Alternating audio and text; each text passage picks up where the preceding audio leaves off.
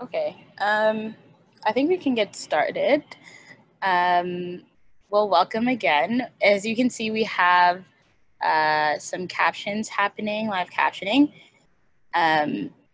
With that being said, we want to also recognize that we were unable to get captioning, live captioning, to translate in both English and French.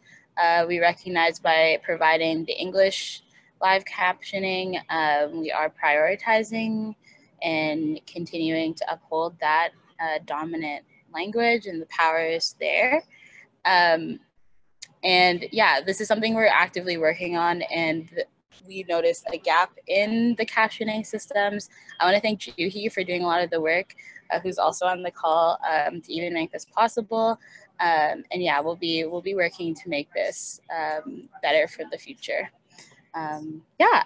So again, welcome everyone to the 7th session for YPC.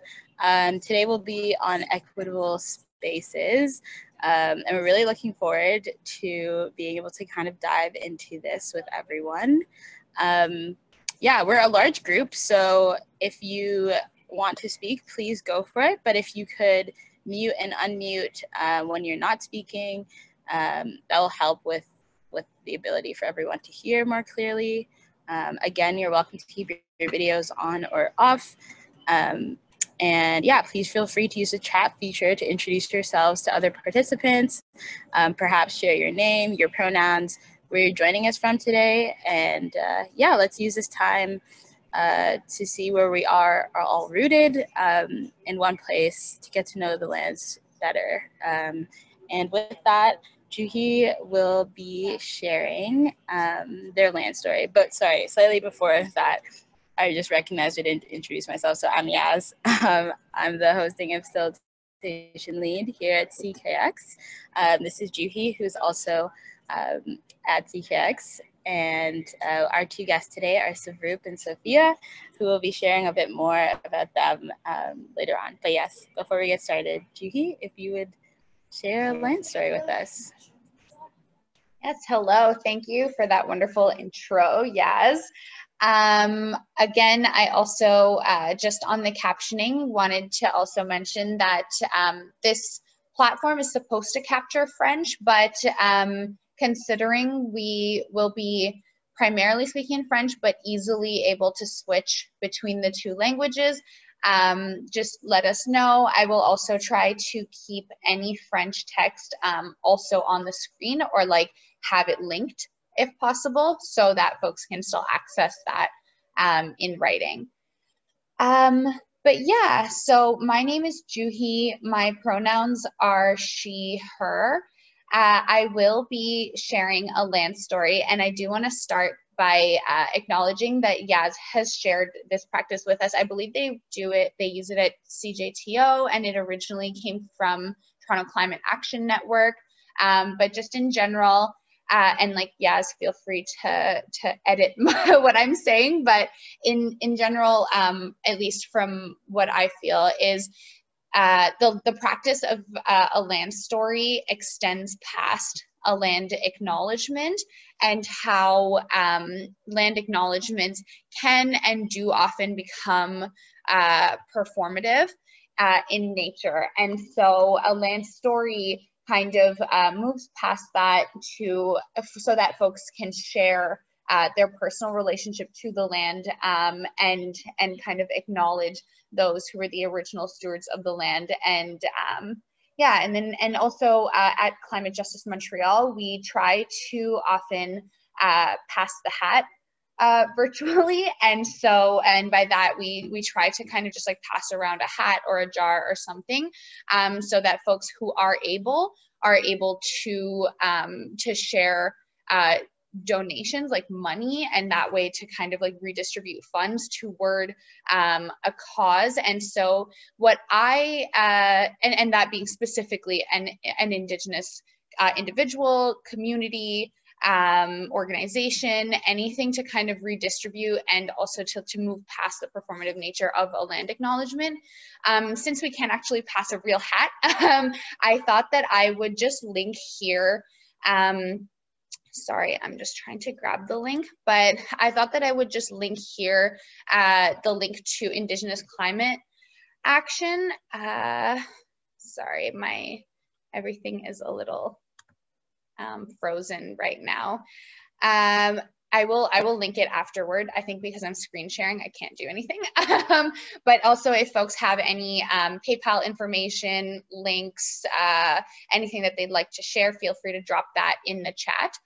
But yeah, with that, I will get started. So I am based here out of Jojage, the traditional and unceded territory of the Kanien'kehá:ka Nation, but I was raised in Toronto, and that would be the traditional territory of the Anishinaabe, Wendat, Haudenosaunee Confederacy, and the Mississaugas of the Credit First Nation. And of course, anyone else that has taken care of that land. And so I was born to my parents right after they immigrated from Pakistan. And of course, as many of us do, had a really complicated relationship with my identity, my experience as a settler, and still do, you know, having grown up not speaking English, living in a low income setting, and our entire extended family obviously experienced systemic barriers as first-gen immigrants and Muslims, but we were still taught to be thankful to Canada for taking us in. And this is obviously something that's really common in the immigrant experience, and has personally been something that I've obviously had to eventually unlearn, and it's an ongoing process.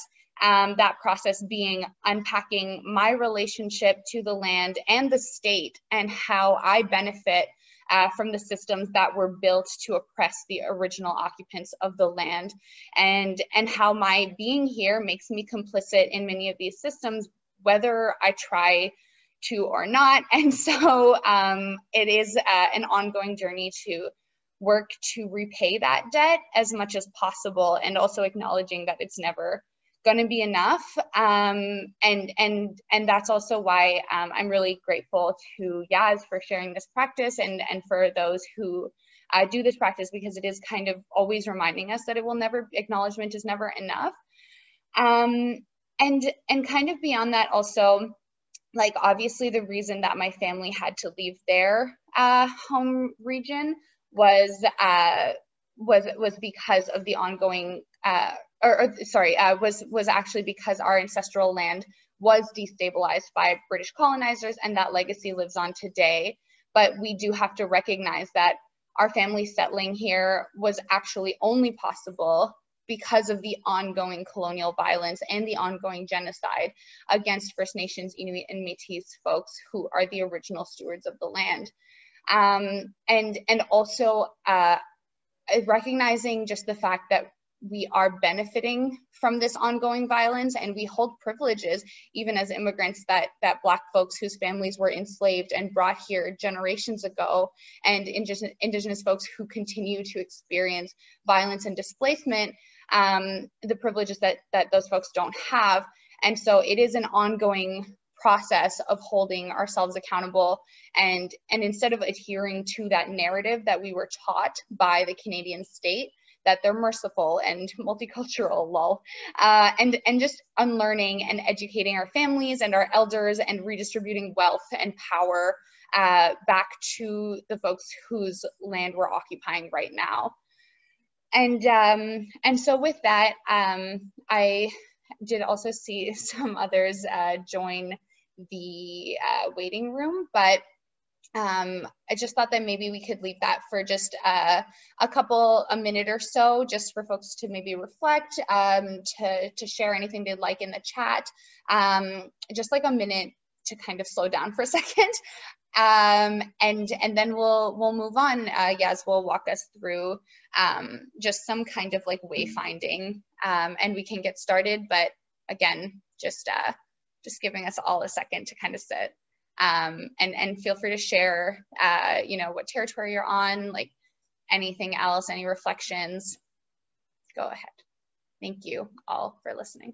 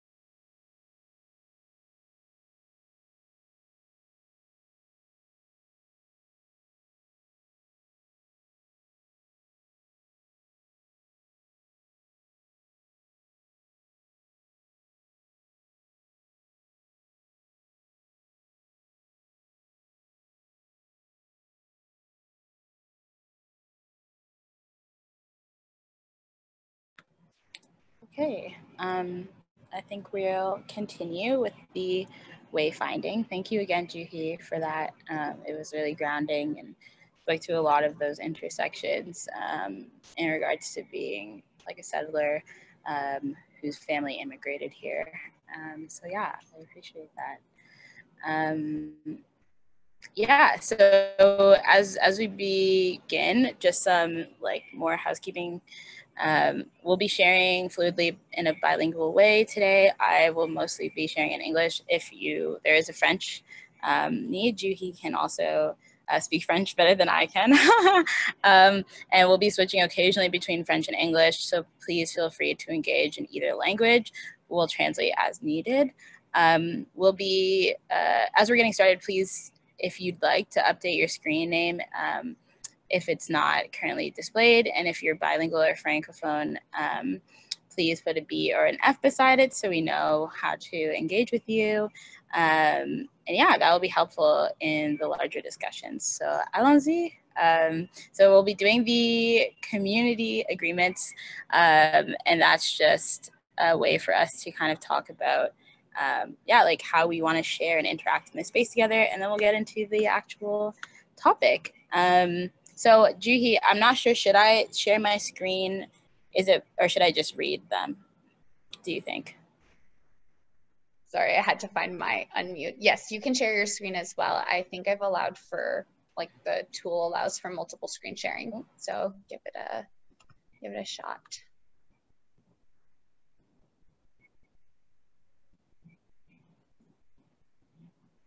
Okay. Will the captions still go? Yes, they should still go. Have you tried to screen share?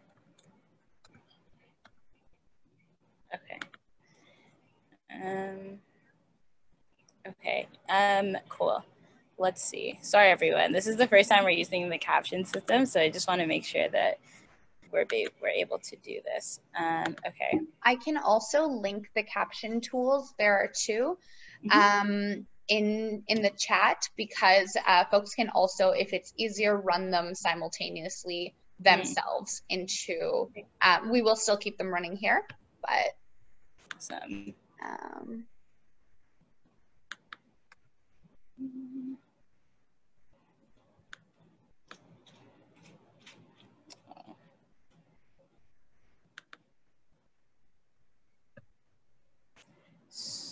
So are people able to see my screen now?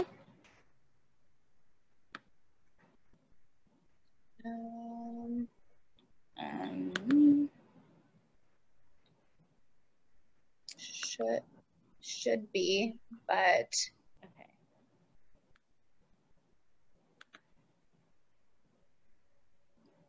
Yeah. Instead, how about we keep the captions on? Sorry, everyone, for this again, a bit of a wayfinding. But how about we keep the captions and I can just read these? Does that make sense? Also, actually, I can just swap into that screen because we're reading off of the sheet, and sure. I can link that link as well. Or actually, Yaz, do you mind just linking that into? Great. Yeah. Okay. So should I stop sharing my screen then? Okay. Yeah, I think Sorry, everyone. Again, a bit of a new thing for us. Okay. Great. So I'll link these. So if you'd like to read along, they're here. And we're reading directly from this. So yeah, I'll be reading in English and Juhi will read in French. So for our community agreements, they represent a consensus on what every person in our group needs from each other and commits to each other in order to feel safe, supported, open, productive, and trusting. As we enter into dialogue and relationship with each other through YPC, we propose the following guiding principles for our time together to be reviewed and amended as needed at the start of each session. So the first is we are accountable to working in the spirit of reconciliation and decolonization and to exploring what it means for each of us. 2, we use people's pronouns. 3, all of our experiences, ideas, and intelligences are valuable and welcome. 4, we remember our lived experiences are different and acknowledge that we have different experiences from others. We speak from the I and clarify from the we. 5, we honor the stories. When we hear a story, we are being trusted to hold it, not share it, unless explicit permission is given.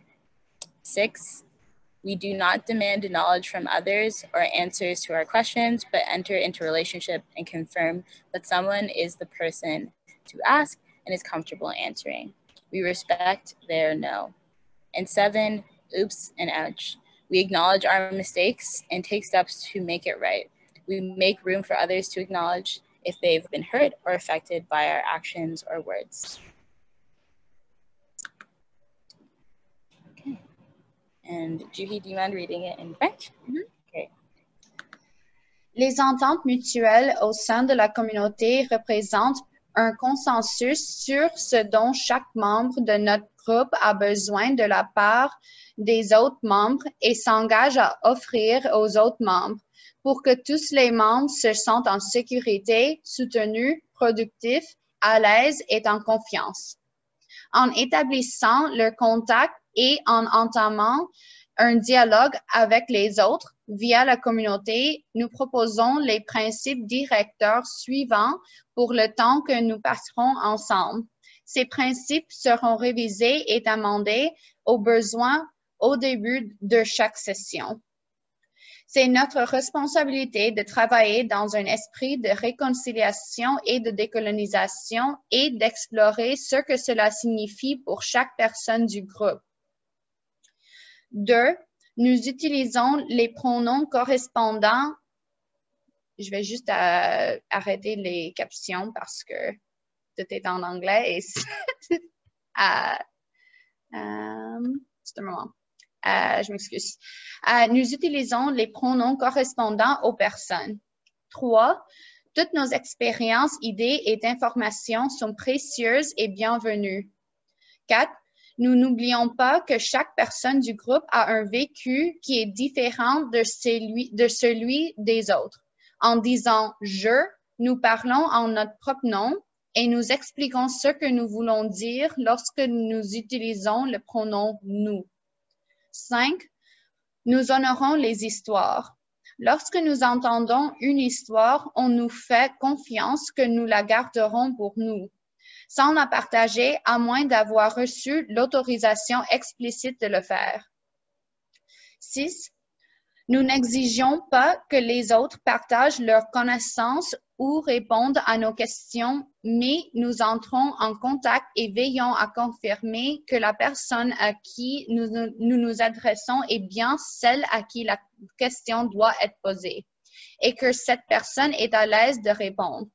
Nous respectons son refus. Oups et oui. Nous reconnaissons nos erreurs et nous nous efforçons de les réparer. Nous permettons aux autres de s'exprimer si nous les avons blessés ou affectés par nos actions ou nos paroles. Okay. Merci beaucoup. Bonne session à tous. Merci. OK.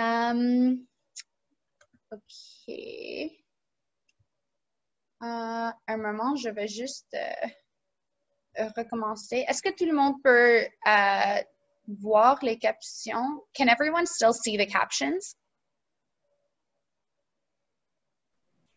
Yes. Okay. It's still on the screen. All right, perfect. I just wanted to make sure. Awesome. Okay, great. Thank you, Juhi. All right, so we can get into the session. Woohoo! So as you all hopefully know, the session's about an introduction to equitable spaces and how to make our spaces and organizations and lives more equitable and ethical, and how we can integrate anti-oppression and those practices inside of our spaces. So before we get to sharing, we want to kind of pose at the group, what is equity? So if you are able to drop in the chat or would like to share verbally, please let us know. Yeah, I think equity has a really large broad. It's a very large and broad term. So we wanted to kind of gauge where people were at when they thought of the word equity. So yeah, that is our first question. What is equity? And again, feel free to unmute or drop in the chat. It's Michelle. Can you hear me okay, or if not? So for me, I'm a mixed Chinese immigrant settler on stolen indigenous. I'm in Toronto, also known as Toronto, et je parle français aussi. And for me, I when I think of equity, I think it's overused. I think diversity, all those words are kind of overused, and I'm kind of moving towards accountable inclusion, because we know, you know, communities are out there. We know there's the communities, and to be quite frank, we're not marginalized, we're not vulnerable, and we're not minorities. We are the global majority, and we are, I mean, I'm speaking on behalf, but I personally think that in my experience, we only say those things to kind of suppress more of the neglected communities, and I usually use words like neglected or racialized because the fact is we're present in all continents, countries around the world. Whether or not someone does something or really respects and acknowledges us is another thing. So I'm looking forward to accountable inclusion and all the organizations and affiliations I'm included to constantly hold them and myself accountable for what is happening, whether it's the language, space, behavior, environment, etc.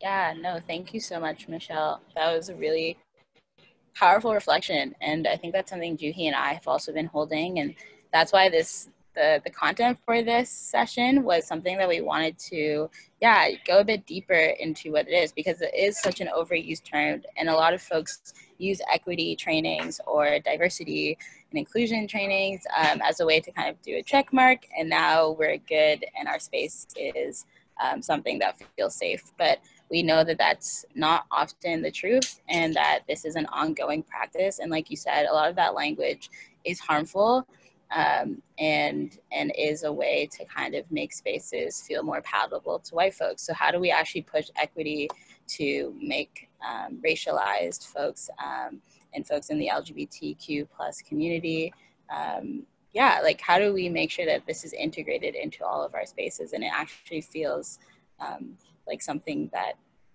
is a part of it and not a section of it. So thank you for that sharing.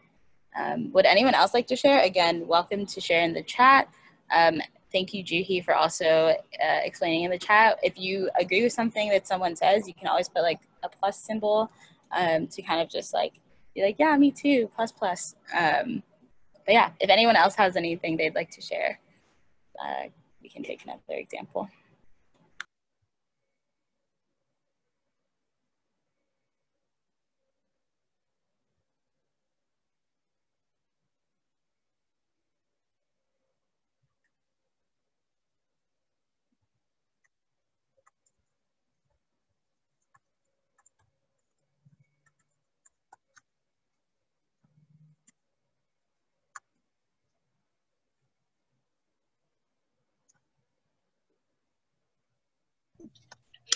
I can jump in here a little bit. I'm going to be brave. I'm Mary Catherine. I live in the Liquids Territory on Campbell River, British Columbia.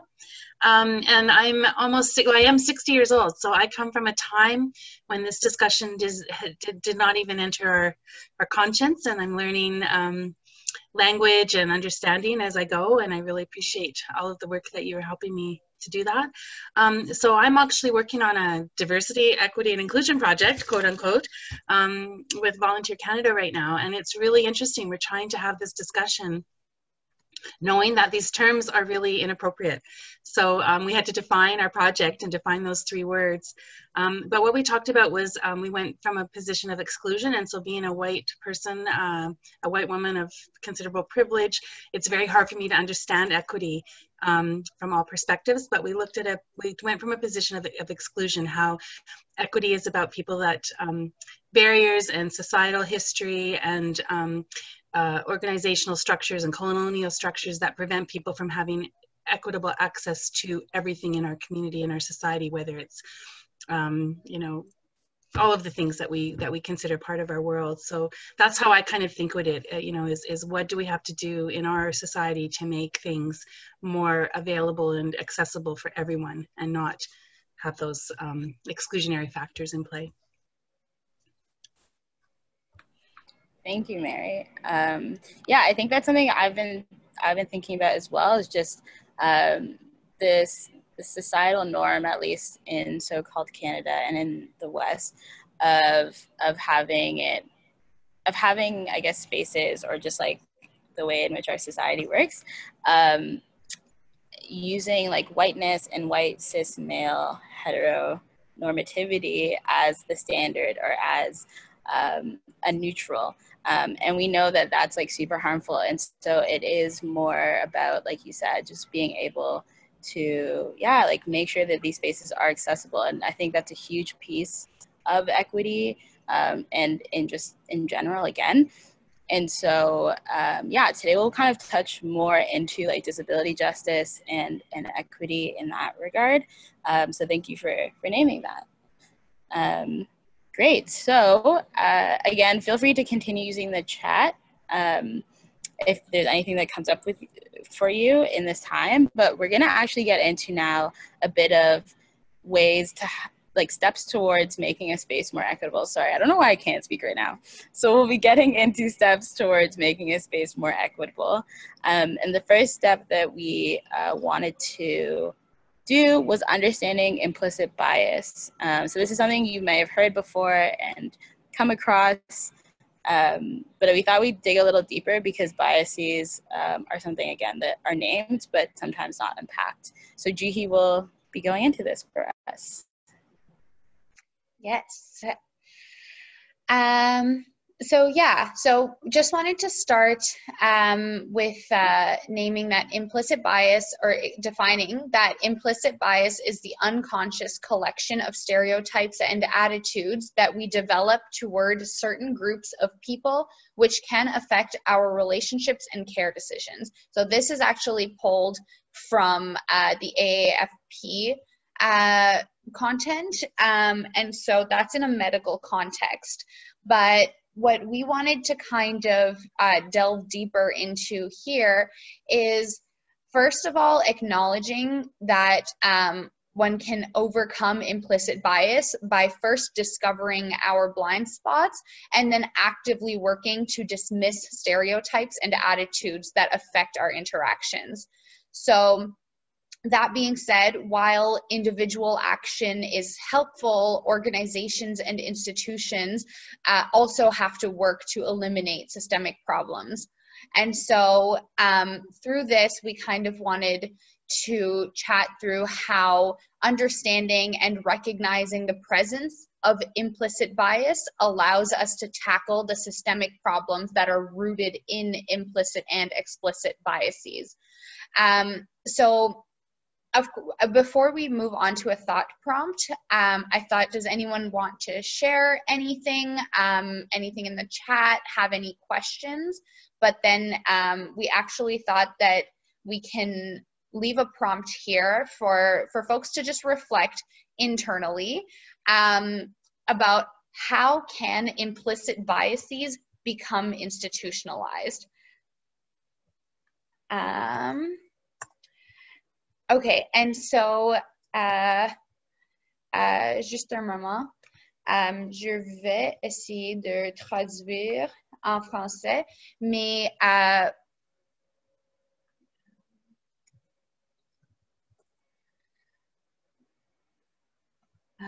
alors, So I will leave the thought prompt here. I left it in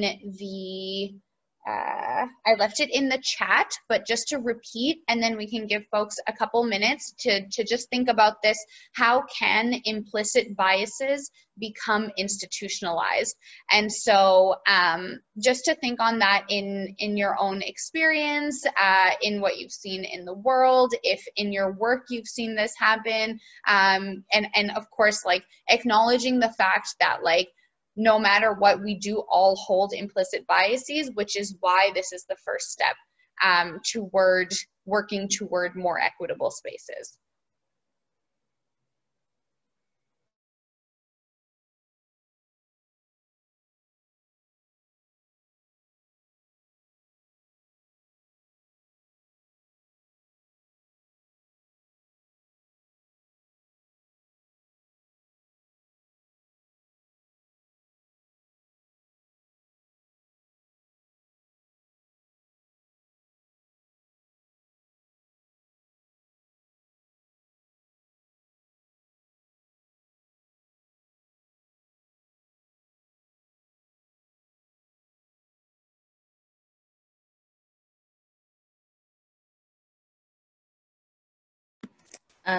No, we're not saying this out loud. This is just a reflection, just answering the question in the chat. We're just aware of the ways in which these reflections could trigger folks, as well as, just throw people off. So this is just like an internal self-reflection that we won't be writing in the chat or sharing. It's just something to think through.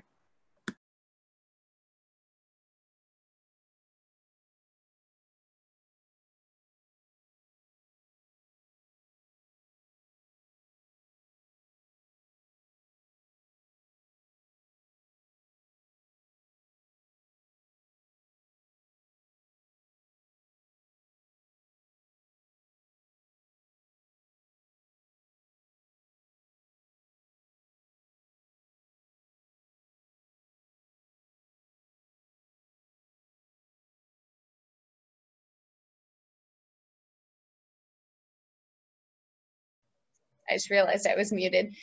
Okay, so I think that, and so Yannick actually just mentioned that en français, c'est comme le préjugement, which is correct, yes.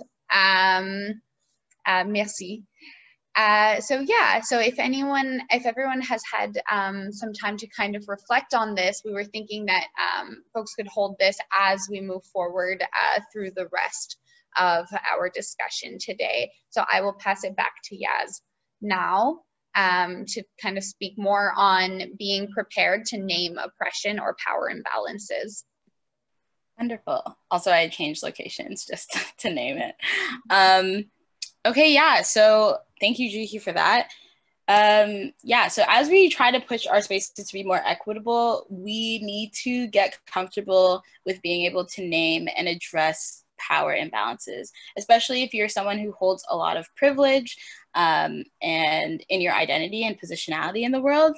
We need to get comfortable with this, because that's the only way we can start pushing these places that we're trying to create to be accountable. And we'll get into accountability a bit later. So below there are some tips that we were able to find through a really great source that is linked in our resources, which we'll share later, about addressing oppression and power imbalances in spaces. So the first thing we wanted to say is that by doing these things, of course, you're not going to get to all of the power imbalances and address all of the oppressions that take place. But hopefully this will push us to being less of a performative ally. And so what we mean by that is when someone from the same non-marginalized group professes support and solidarity with a marginalized group in a way that either isn't helpful or actively harms that group. So performative allyship usually involves the ally receiving some kind of reward on like social media or in community that, so it's that virtual pat on the back, or like in real life pat on the back for being a good person or on the right side, without actually doing something for the group in which you're saying you're in allyship or solidarity with. So it's about your own ego and centering yourself versus centering those that you are trying to be in solidarity with. So something we should do is keep an eye out for these oppression and power dynamics such as age, race, gender, religion, or the experience level within a group, and name that it's happening. So for example, you can say, I'm noticing that you keep talking a lot during our sessions, and that so-and-so hasn't really spoken. That, for example, using the I'm noticing is a really good place. And we talked about talking from the I and not from the we or from the you. So a lot of these use I statements, and this is really important in spaces to be able to have these generative conversations. Another good example is, does anyone else feel that any XYZ? So does anyone else feel that so-and-so is constantly taking credit for my work? That's an example. Another example would be, sorry for interrupting, but is there any pushback to that? So often the time in spaces, if someone's holding a lot of privilege, they can speak with a lot of confidence. And so it's not always easy to address these things. So sometimes just slowing down the conversation and saying, hey, is everyone actually aligned on this? Or is it just that we're moving through this quickly because that's just the way in which we usually do it? Or you can more directly even just say that was hurtful, or that was not fair or not good, right? So allowing people to respond on their own behalf is another huge thing. So sometimes in these spaces, there are acts of saviorism, which again goes back to the performative allyship. And we don't want to do that, because by speaking on behalf of folks, you don't actually give them the power and the agency to speak for themselves. And sometimes you might say something that they don't actually agree with. And so it's really important that if maybe instead of speaking on behalf of them, you just call attention to something, or ask them in private if something came up. But yeah, again, letting them address something on their own, or if they would like your help, asking them how you can best support them. So asking questions to support self-inquiry. So again, things like, what makes you say that? Or where did you hear that? Or what do you mean? Or can you expand on that? Often, again, in times of when we see things that are unjust, we get really heated, and that's super fair. And I want you to lean into that emotion. And I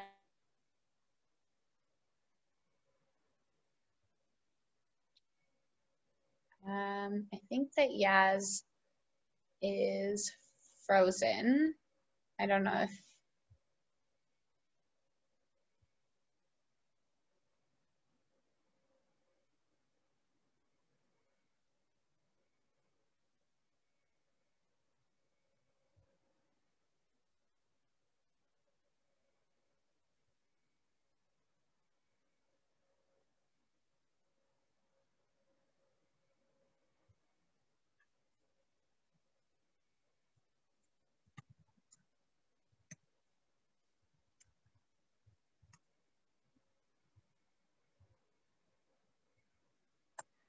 I think Yaz's internet connection might have been unstable. I can perhaps just pick up from where they were speaking. They were basically, so basically what they were saying was that part of making a space more equitable is allowing folks to interact with the space and other people in a way that's comfortable. And so that includes making sure that there is space and time for people to reflect and to work through things on their own time. Because we often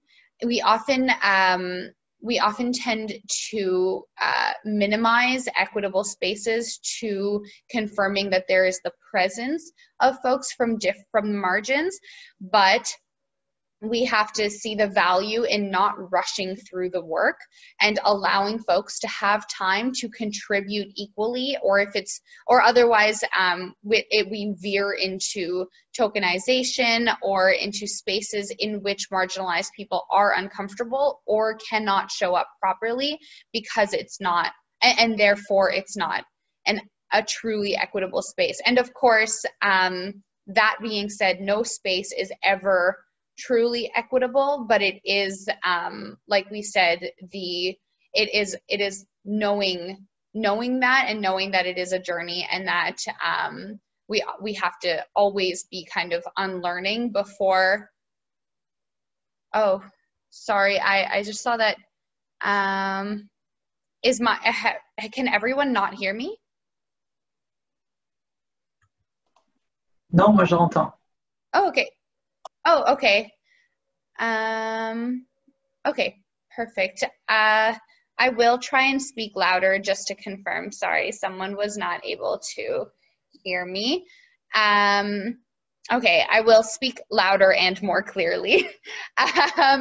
But yes, so in that, we just wanted to kind of speak to how an equitable, like becoming an equitable space, building an equitable space is constantly a journey.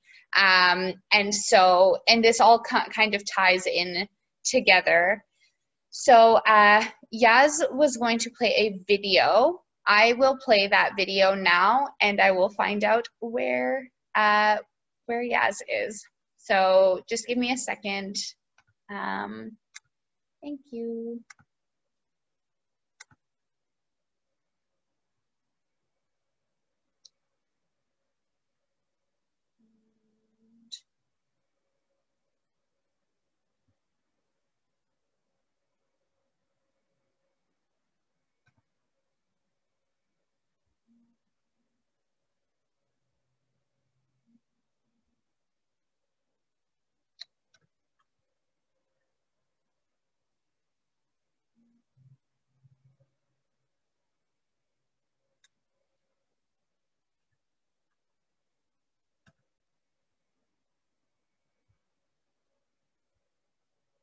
So disability justice is a term that was coined by Patty Byrne and the Disability Justice Collective, which was this amazing crew of disabled, badass, mostly queer and trans people of color. Disability justice is really looking at creating a world where every body, every mind, regardless of how it's shaped or moves or functions in the world, has a place and understands that disabled folks have a lot to offer to our communities. And in the same vein, it's grounded in the agency and self-determination of a person who identifies, like I identify as neurodivergent, that my agency and self-determination is prioritized over, right, things like the medical industrial complex or saying that there's something wrong with me. Transformative justice is also about agency and self-determination, right, and people have understanding that we are all empowered to change our lives and to change behaviors and to transform the culture that we live in. Disability justice is also trying to transform the culture that we live in to be, bigger and allow for more agency and self-determination from more of us. So that intersection is a super sweet spot because, we're all fighting the same thing, which is that we get to share. The video is not shared with everyone. Oh, it isn't? Oui, l'écran n'est pas partagé avec les participants. That's weird. It should be working. Okay, let me try again. Sorry. Right. This here.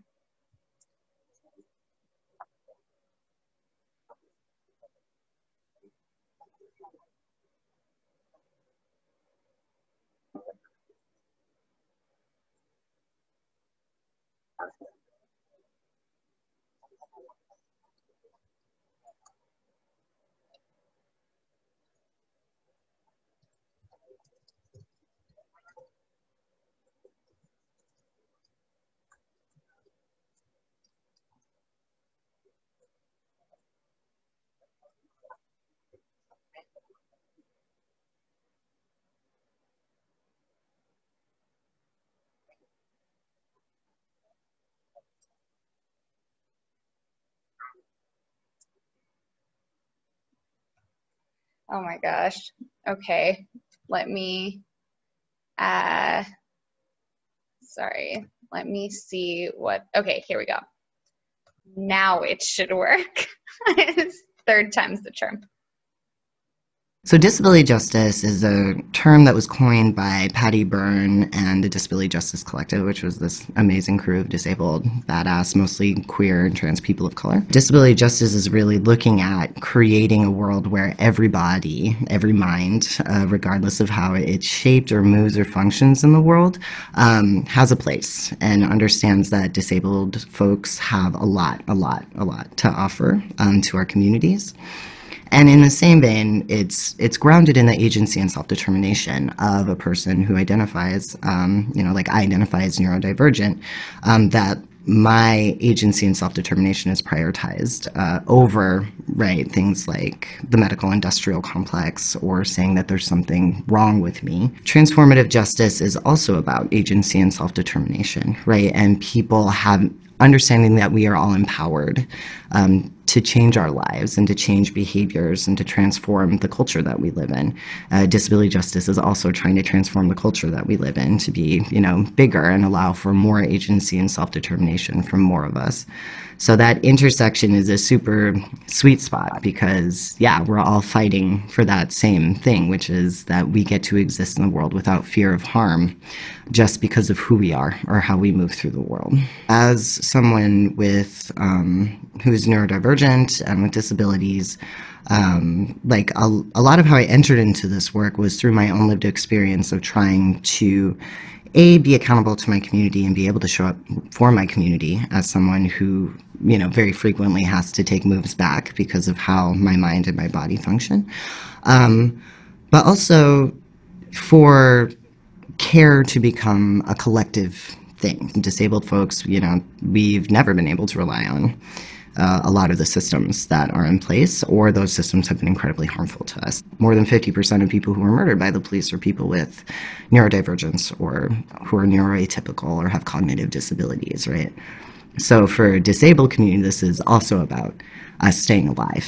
I think everyone should have a safety team. Everyone should have a community that loves them enough and unconditionally. Having a safety team has enabled me to be outside, to be a part of my community, and it also is a preventative tool.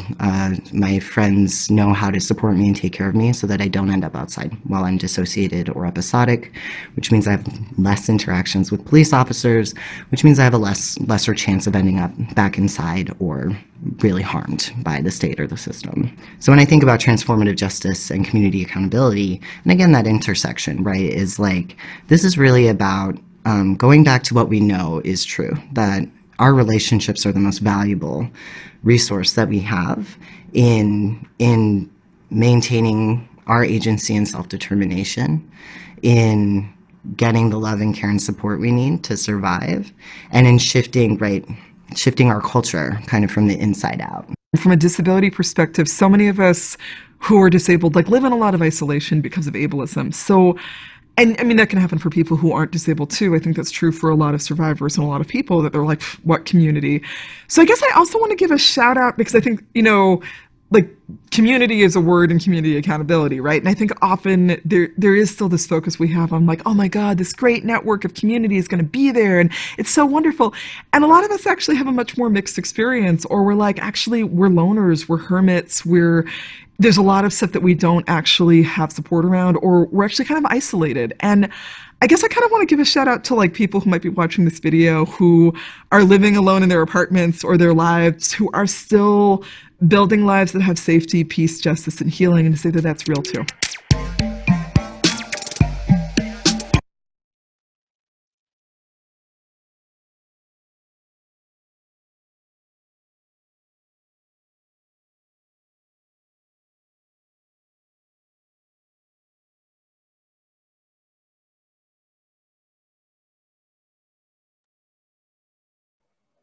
Okay, sorry about that. The video Zoom is the worst.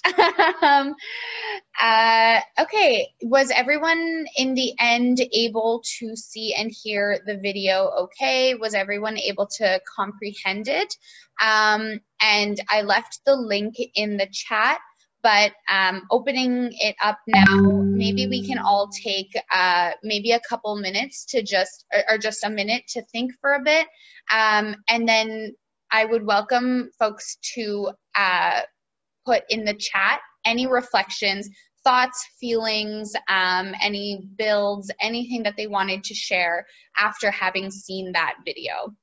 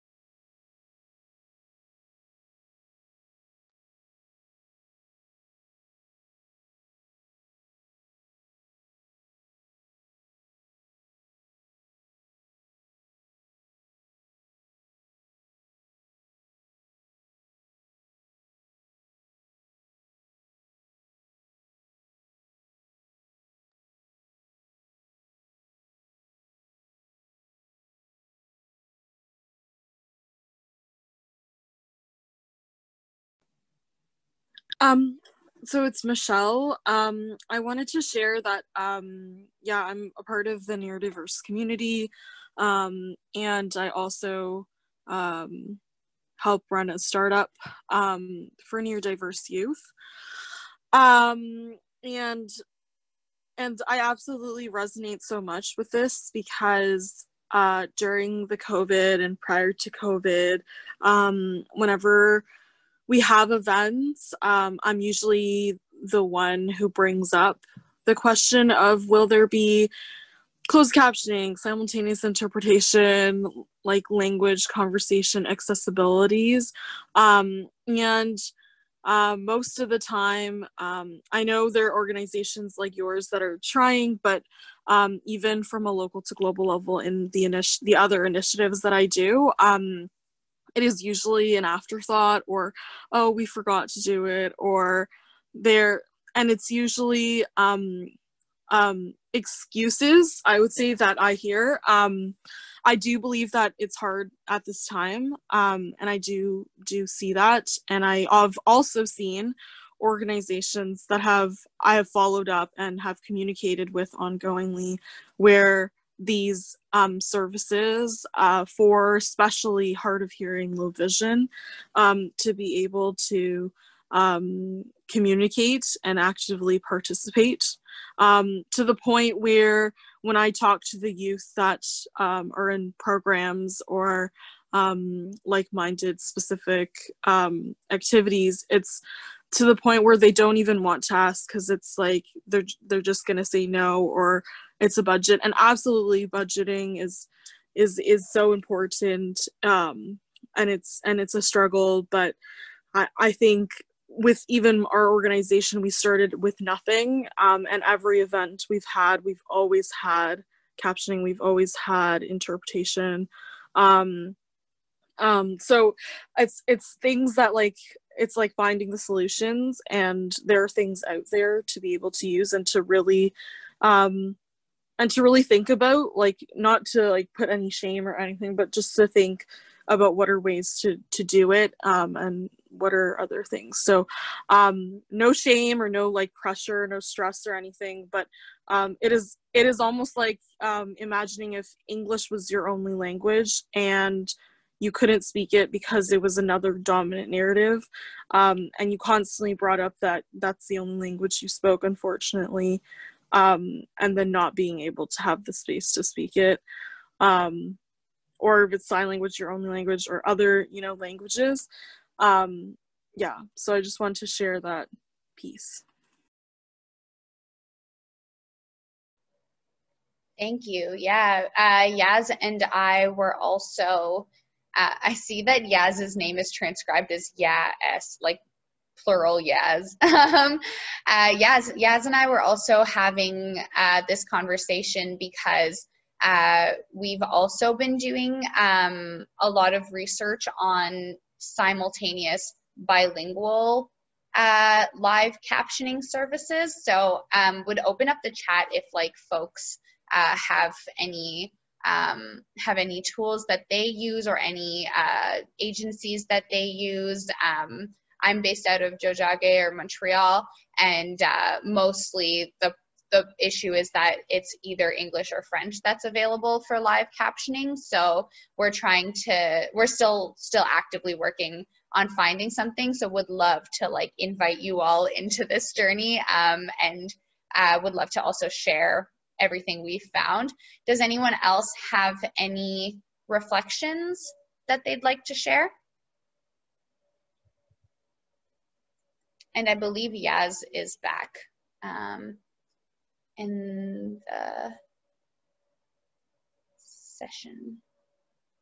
Yeah, sorry. I am so sorry about that. My internet disconnected, but I'm sure, like I just wrote in the chat, the conversations were really important and nourishing, and I heard a last bit of what Michelle said, and it is super, that was just a really important reflection, so thank you for sharing that. Yeah, is there anything else folks were sitting with? I came across that video just through the book Beyond Survival, which is a really good resource about like transformative justice and disability justice. And so yeah, would definitely encourage folks to continue watching their videos and reading their books. We have that also in the resource list.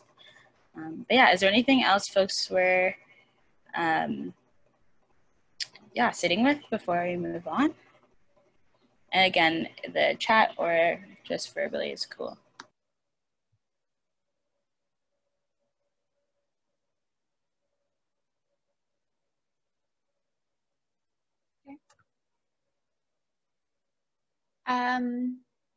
Oh, sorry, I was about to jump forward, but we'll leave another few seconds in case anyone had anything they wanted to share.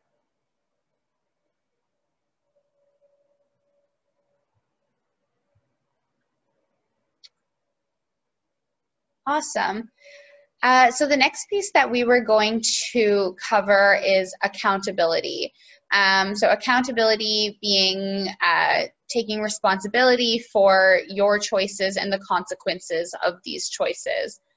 And for this one, we actually wanted to share an example. I don't know if anyone is familiar with the organization Community-Centric Fundraising, which looks to kind of to shift the ways in which community organizations fundraise, to kind of make it less extractive, and actually a lot more equitable, and more like ground up as opposed to top down in the way that fundraising often is. So an example of an interesting example of accountability in this context was that CCF, which is how they abbreviate themselves. They shared an email and a few series of emails basically giving instructions on how to start a group, a community-centric fundraising group. And so for that, they basically asked for folks that were following to just wait, and then they would share instructions, etc. And then they actually realized, and then they sent an email saying, acknowledging error on our part. And they shared that when they started CCF, they had stated that folks should wait for them to facilitate a connection between members in a city. But then they thought about this and they reflected, and they said that they came to the realization that they shouldn't actually be the ones to give folks permission to get started on stuff, because what they are hoping to build is a movement.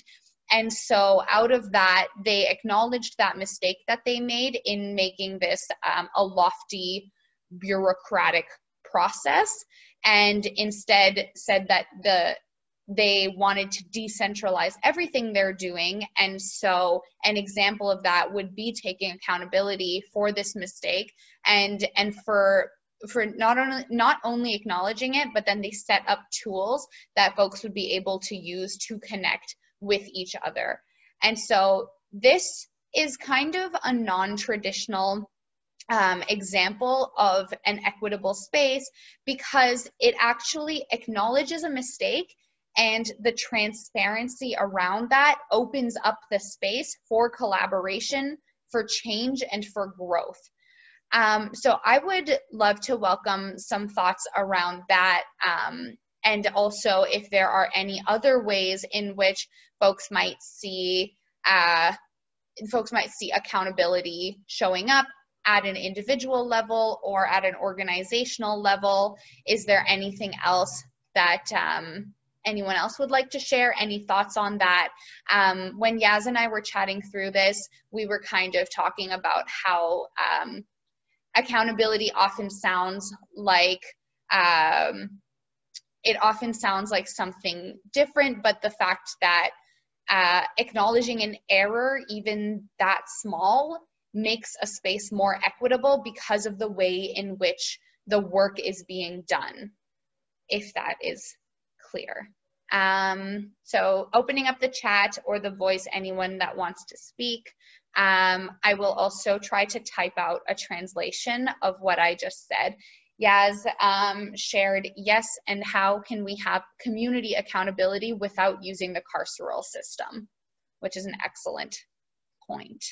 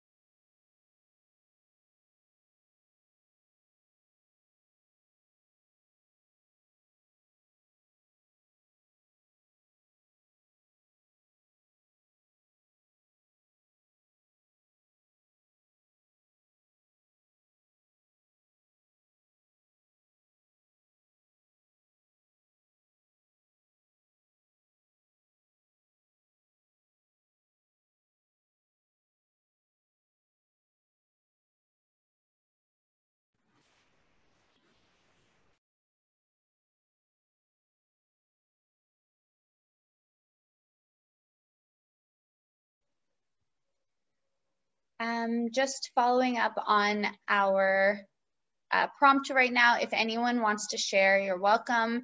If not, we actually have two wonderful guest speakers here. So I can actually pass it over to Yaz if you'd like to introduce, or if we'd actually like to pass it on directly to Sav.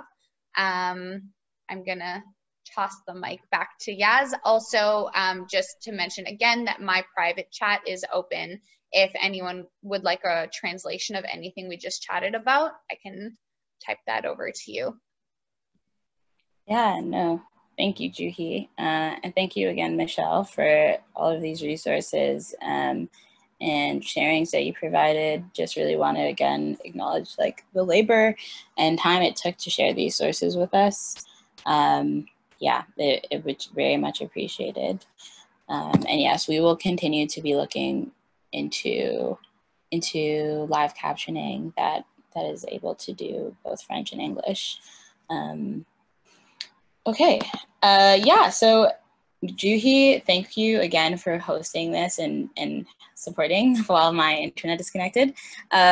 Today now we have some really awesome guests and I'm really excited to hear their sharings with us, who are Savroop Shurgil, who's a community organizer and program coordinator at the Children's Peace Theatre and Queer and Religion programmer at the Multi-Faith Center at University of Toronto, as well as Sophia, who's the national chairperson at the Canadian Federation of Students, International Students and Migrant Justice organizer. Yeah, maybe to start off, Sophia, would you like to share, and introduce yourself to the group? Hi folks, as Yas said, my name is Sophia. I use she, her pronouns. I was born and raised in Ecuador, but I've been living here in Canada for about 7 years. I was an international student and an immigrant here. Very excited to be in this panel. I'm like living in Algonquin and Anishinaabe territory, which is also Ottawa.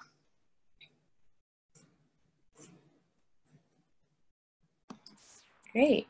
Do you like to expand? Yeah, thank you first of all for coming, and we're really lucky and privileged to have you with us here. I remember in our call yesterday, we were going over kind of just the session, and again, all of the facilitators in the space have had a lot of experiences with like performativity and equitable spaces, and you shared some really beautiful insights. Sophia, would you mind sharing that with the group? Yeah, sorry, I didn't know if I was only the introduction or getting into it. But yeah, I would love to do that. I also want to say thank you to Michelle for the reflection on language at the beginning of the session. Just goes to show that all of this session on equitable spaces or anti-oppression that we do, we're always learning new things. So it's always good to go as many as possible. So I did make some changes on the language of neglected majorities or neglected populations that are marginalized. So I really appreciate that. And I will come from with the perspective of the student movement and my personal experiences within the Canadian Federation of Students. And I want to say that we strive to make equitable spaces both internally within the organization to also reflect and ripple on the work that we do and the campaigns that we take on campuses that are meant to go through an anti-oppressive lens. So the work and internal structures go really hand in hand.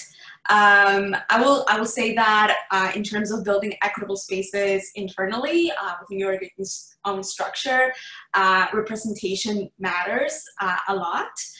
Whether your organization is based with a board or with elected representatives, or is a volunteer base or staff, it is really important to see if all these people are from a dominant group, for example, white folks, cis male, able-bodied people, and if so, what are the structural changes that need to happen to attract people from other different communities and identities that have been historically neglected.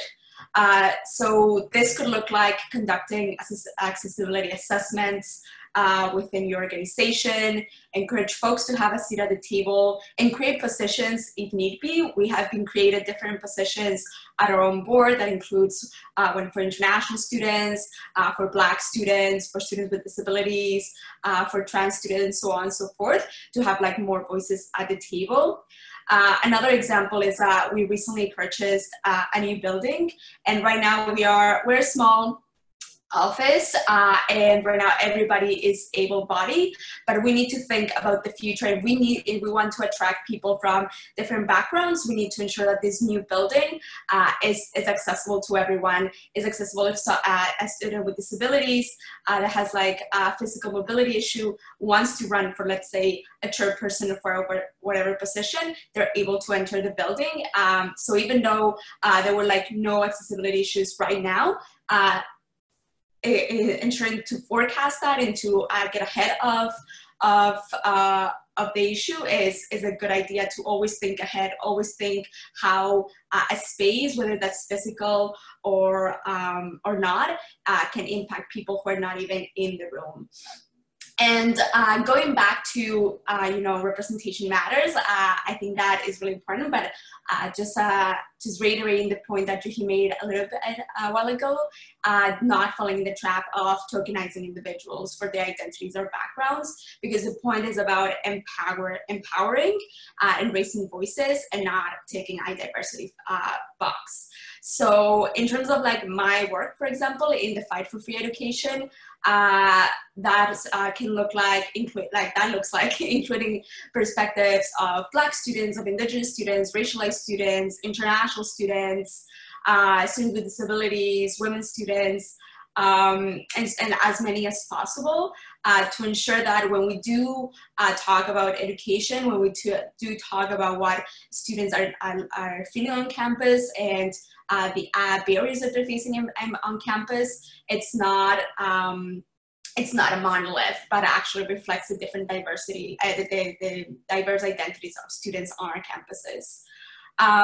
So when we say access to education, for example, is not only about the numbers, but I will point out, just as a side note, that women, LGBTQ plus folks, trans people, and racialized people do tend to accumulate more debt to access post-secondary education, and are less likely sometimes to go to post-secondary education for these reasons. So, I mean, that's like a perspective that needs to be identified, it needs to be talked about, but also what other barriers exist that prevent students from accessing education. And I myself, for example, cannot answer that question fully because I don't have the same lived experiences of other folks, let's say as Muslim student or as Indigenous student. I can only provide the perspective, and my perspective, of a migrant student. Which is why we need more people to talk about these things, to identify the gaps in our education system and to guide the work that we do. So this meaningful consultation process can take a little bit more time when we're developing things, when we're like developing sessions, when we're developing our course of action, but it's really important to ensure that we are taking everything as possible in consideration so that it will be successful and so it will be relatable, and that we're not erasing voices and we're not erasing experiences. So as students, we advocate for a wide range of things that affect the student population, not exclusively education, but they're indirectly related. For example, access to healthcare for international students. The fact that that remains an issue is ridiculous, but aside from that, not being able to access healthcare or having to pay out of pocket will have a big impact on the academic success of that student. As well as better mental health resources, creating more Indigenous programming, advocating for religious spaces on campus, and so forth, is access to education for all. It's not only about the financial aspect. Because when we did, it's not only about a person can go to school and survive, but it's how we can work together so that they can thrive as well. And we at the student movement like to say, an attack on one student is an attack on all students. And this really is true for really everything, also outside the student community, because there really can be justice. There cannot be justice while different communities are still being oppressed. And that's really how I like to interact with things, but obviously, there's a lot of unlearning and learning to do throughout the journey. I want to take a few moments to also talk about accountability, because it was discussed a little bit earlier, and I think it's also important to say that it's not only apologizing when a mistake is done, but having a conversation with the person that harm was done to, and see what are the next steps. Either that is like fixing what is possible, or ensuring that that mistake doesn't happen in the future. Is there like financial compensation that we need to make? Is there additional training on different areas that why the mistake was happened in the first place? Public statements, if that person wants that to happen. And it goes back to intent versus impact. Sometimes we don't have the intent of making or harming somebody, but the impact is there because of our implicit biases, because we are not 100% equitable, because we are humans and we were raised in this system that is really problematic. So ensuring that, even though sometimes we come with the best intentions, we can still harm people, and we still need to be accountable for that. I will end by saying that no campaign, no organizational structure, no person is going to be 100% equitable. At the end of the day, as I said, we still hold these implicit biases. We'll still carry our internalized conflicts, as well as systems of oppression that have been steeped onto us. And it is really our responsibility to unlearn it throughout our lives and to learn how to just be better people. But that's just a journey throughout our entire livelihood, right? So never a single space is gonna be 100% super safe or equitable. So our campaigns and our work, they're not gonna be perfect, but they should be assessed continuously and amended as needed and evolve as the current reality changes.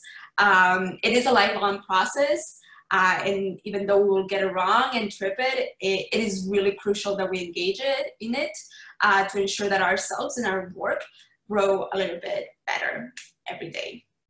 And yeah, that's what I had to share. Thank you. Thank you so much, Sophia. That was really powerful and important. We'll have time to debrief at the end. I just want to make sure that I'm seeing the time and making sure Sav has the time to speak. So Sav, would you mind just quickly introducing yourself and like sharing with us any reflections you are sharing or holding? Yeah, thanks, Yaz. My name is Sav, also Savroop. I work at the University of Toronto in traditional Haudenosaunee, Huron-Wendat, Anishinaabe, and other First Nations territory since time immemorial. At the university, I am the program coordinator for the Queer and Religion program, and so it's an umbrella program under the Multi-Faith Center, which is a relatively new space, 10 or 15 years old, which in the amount of time that the university has been around is just a small fraction of that time. And what we try to do is sort of create programming, space, and foster community for students at the University of Toronto who find themselves existing at the intersections of queer and or gender identity and faith, spirituality, and religion, whatever that may mean to them. And so I've been in this role just over a year now. And going into it, this program falls under the umbrella of equity programming. So what the university would designate as like one of their equity programs and allocate their equity funding towards. But obviously I went into it very naive. But then once I found myself in this space, I realized that just because something is labeled as equitable or like geared towards fostering equity that necessarily isn't true. And sort of, I call it the myth of equitable spaces. I don't think that they exist. That's because you can call a space equitable because it does X, Y, and Z for so-and-so marginalized intersecting populations. But the truth is that when people come into those spaces, they bring all of their privileges or their biases. And something that I really struggled through and my colleagues really struggled through was sort of making it clear that just because you may occupy something that is considered an oppressed or marginalized identity doesn't mean that you are unable to do harm onto others, which is something that's very hard for a lot of folks to understand, specifically when certain things privilege them over other people, but they still find themselves harmed in other ways. For example, we ended up splitting the program in two because we found that white Christian students really took up a lot of space and were speaking over often racialized Muslim, Jewish, Sikh, Hindu, or students from other non-Christian backgrounds. And it was just to the point where those students didn't feel safe participating in programming because their experiences didn't match up. They didn't have the same privileges, which is not to say that queer students from Christian backgrounds don't face, or queer white students specifically from Christian backgrounds don't face a lot of oppression and struggle. It's just that those things aren't the same. And so that's where this idea of conflict transformation and more so restorative justice than transformative justice had to be sort of really explored by myself and my supervisor. And we had to look at, okay, how do we make sure that this space is accessible to folks in a way? And sometimes it's not. And that means the space either has to go or it has to become something else. So that was something that we really reckoned with. And we ended up splitting the program into two because that simply wasn't happening. And that's because often, specifically white folks they won't realize that even though they have the right vocabulary and they have the right discourse in their minds, you are still conditioned in a way and you still take up space that other people have never even imagined of taking up, specifically racialized, queer, disabled folks. And so even when you think you are being a good ally, you often are not. And it's really hard to take a step back when you've never had to do that before in your life, but also in other spaces, you've also found yourself marginalized. So now you're feeling like you finally have this space. In that regards, for example, you are able to openly discuss your queerness and your attachment or your struggles with your faith and spirituality, but you don't realize that you're doing that at the expense of other people. So that's something that was really hard to negotiate because I had this specific idea of an equitable space, as in now this is a space that sort of caters to so-and-so individuals, so automatically everything's going to be fine, and that's not the case. For equity, it can be used certainly, especially in the academic spaces of the university and the administration, as a bandage term for certain people in places of power to get out of actually doing the work of being accountable to folks. And so that's something that was really hard over the past year, but I'm glad that I had those experiences because a lot of transformation did come out of those things.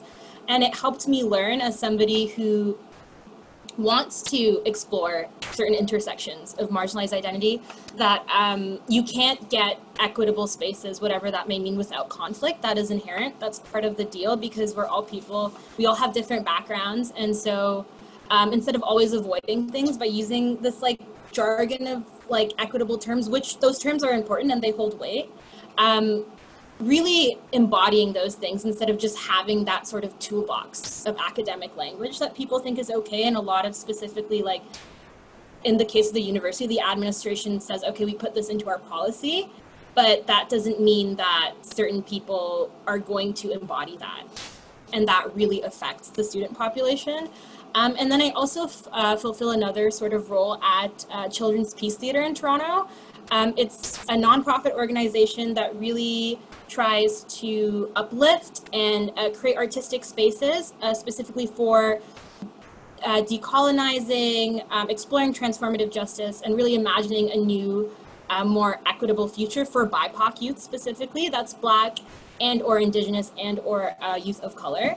And so that's a space where I really was able to sort of step out of this mindset of like academic equity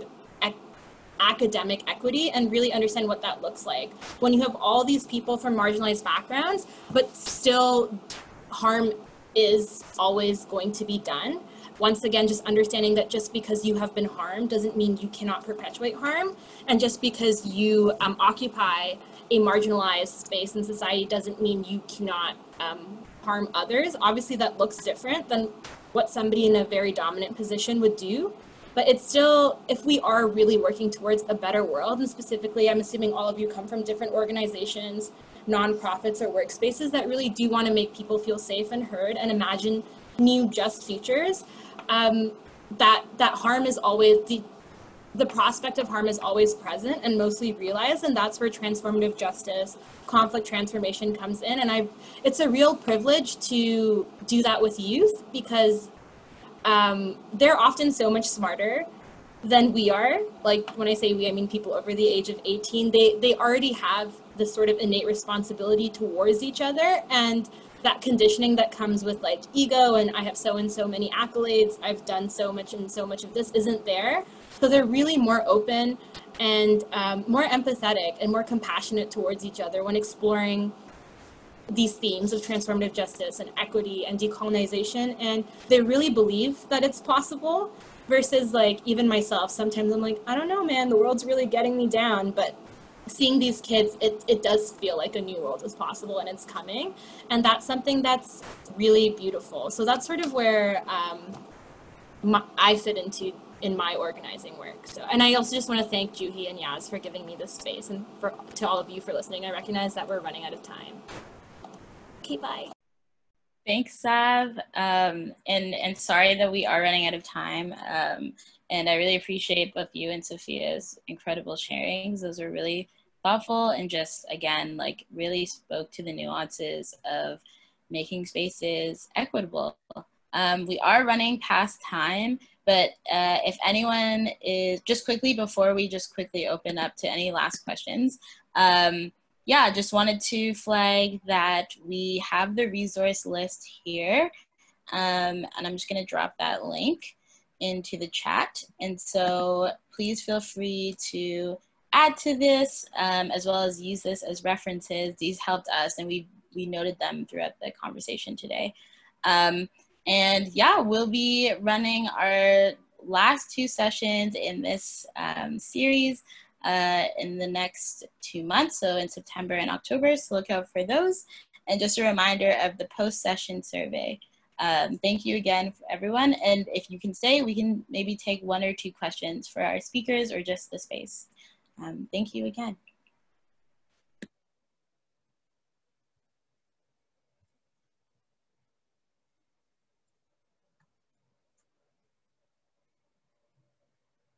Does anyone, just to clarify, in case anyone missed that, we do, like, this recording, first of all, will be available on the website next week.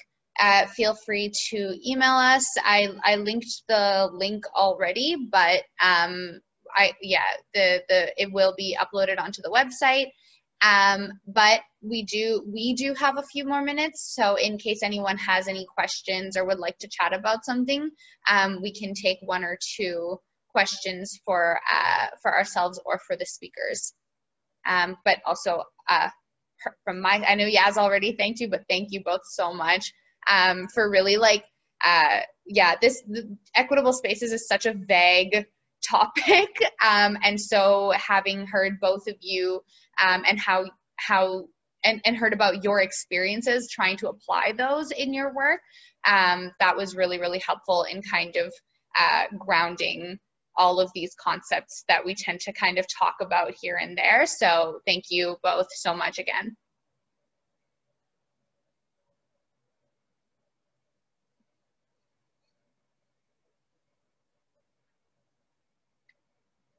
So I see Michelle wrote a question, I'm assuming for both speakers, so Sav or Sophia, if you would feel comfortable answering this. The question is, what are ways to include specifically people with disabilities, include specifically people with disabilities, specifically how that be implemented? So are you asking how can we specifically include disabled folks in our spaces, and like how to implement that, Michelle?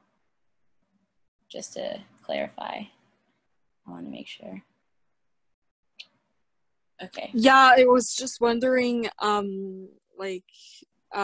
how they'll be implemented. I have personally, I have some friends who go to like school in Ottawa as well as U of T, and I personally during this time have been going to some of their events in different faculties, and it's been it's been really tough, specifically on U of T, for other communication methods. They just don't respond to my emails anymore. So I was just wondering for like maybe specifically the center that you facilitate, or even Sophia, what are ways to implement maybe just starting maybe communication abilities, for example? Thank you for clarifying that. Yeah, Sav or Sophia?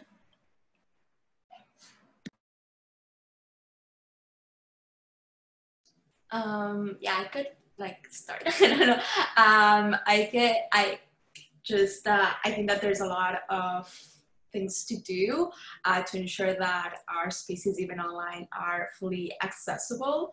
Some things that like whenever we do events or any sort of things, as this event is, that there's like closed captions, that there's interpretation, also because we are a bilingual organization, to ensure that like everybody that is an officer of the Federation has a ODA training, and that those standards are applied on our websites and on our communication. I also know that like online learning has been a Pandora box in terms of accessibilities, and we've been in a lot of communication with our Disability Justice Commissioner, and like with the and with the group of students that are part of the Students with Disability group of our organization, to inform us and tell us what are the better ways to ensure everybody is able to access space. But that's also like an invitation here that if anybody has any suggestions of how to do things better and how to things make more accessible, I'm all ears.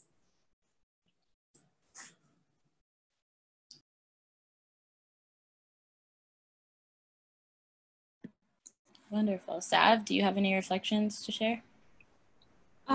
Yeah, I think Sophia touched on so many important things, but I can try and add a little bit. I think obviously when I try to do work in the sort of spaces that I'm in, I sort of remember what like Audre Lorde says, that we don't live single issue lives, and sort of just not looking at something as like a person with a disability or a neurodivergent, having like a neurodivergent person as something that might happen, but like realizing that those people are inherently part of our communities, and so many, like there's invisible disabilities and visible disabilities, and sort of really undoing that idea in my own mind that, oh, okay, so I've done this sort of equity work, but what about disability justice? I feel like that's something that should enter the space from the beginning, not as an add-on.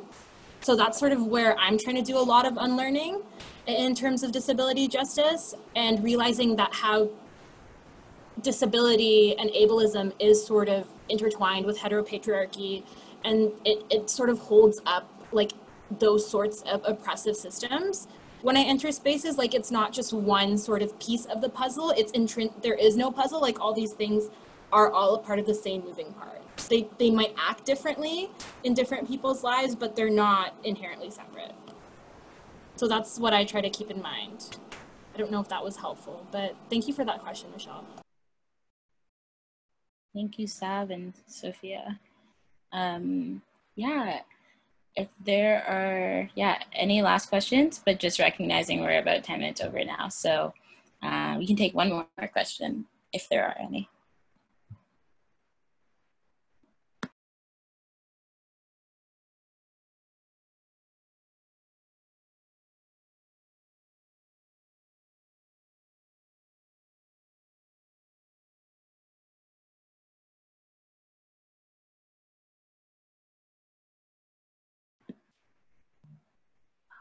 Okay, I'm going, oh, sorry, Juhi, I think you were muted.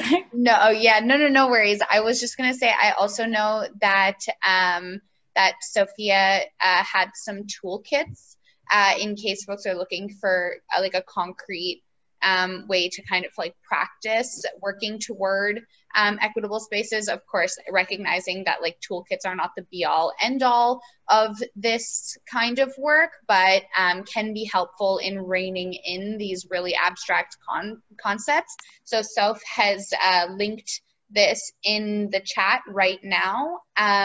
Their website is bilingual, so on peut les aussi utiliser en français. There we go. She's also linked the French link. So those are also really helpful in case anyone's looking for that kind of like workable material. But thank you all so much. Sorry, I cut Yaz off as they were just closing off. So I'll pass the mic back to Yaz. Thank you, Juhi, and thank you, Sophia, for those resources. I think that's super helpful.